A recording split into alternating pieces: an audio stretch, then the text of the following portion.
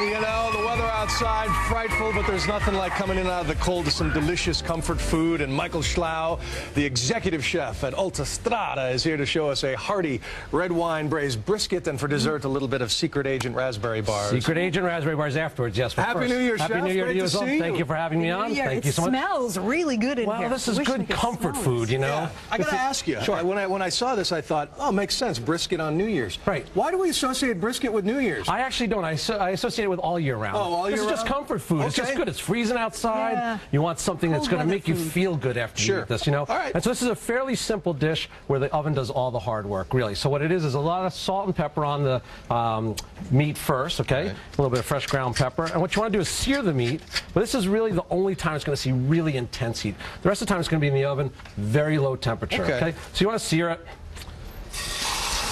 And for the sake of time, let that brown get nice and golden brown. And then once you've done a little bit of golden brown, a little salt, pepper, take it out of the pan.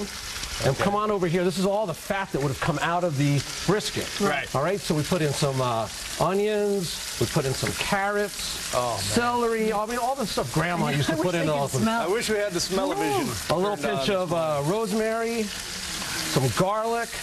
And you let all that sweat for just a few seconds get soft. Okay. And then what I do is I put a little bit more butter in. And you've taken the meat out and put it where? I put it out on the side. You know, you just have it on a plate and just have it relaxing out there. Because the reality is, it's good to let it sit, though, after it cooks. After it cooks, the trick to the brisket, and I'll show you at the end, is to allow it to sit in your oven for about 30 minutes with the oven off. And let it just soak up all the juices that it's cooking in. Okay. The other thing you want to do with this is you want to put a little bit of flour in this. Now, what happens is that's going to create basically like a little bit of a roux in here. That's what this looks like right here. When it's done cooking, you have a roux. And what this ends up doing is you end up putting the meat back into this with some red wine. And if you want, I don't know if you want to get a little dirty or not, but you can crush up a little bit of tomatoes with your hands. Throw that in here as well. Go ahead, get dirty. That's how I like it. That's the New Year's. There you go. Oh, yeah. That's nice. That's very nice. And some chicken stock. How many tomatoes? I think I want to watch you do this all day long, to be honest with you. We could devote a channel to Kate smashing tomatoes. Exactly. It might have to be a cable, though. I'm not sure, right? Put that all in.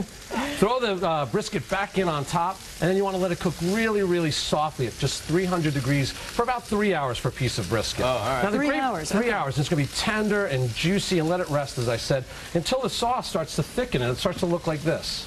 And the trick here is with any sort of braised meat, ossobuco, stews, brisket, low temperature is going to keep the meat moist. If you cook it at a really high temperature, you end up drying it out. Low temperature like what? 300 degrees. Because I never know. I'm always 300 degrees. To set the oven. And this is kind of foolproof. You know, what I always do is I always just cut a little piece off at the end and just taste it to make sure. But this is a very, very easy dish to do, and you can freeze it. It's economical. And you know what? I'm serving this today with some buttered noodles. We've got Secret Agent raspberry bars for dessert that you can get the kids to make with you as well. All right, well, we got to ask about that. Yeah. What's up with the Secret Agent part of that? I can't tell you. I can't tell you.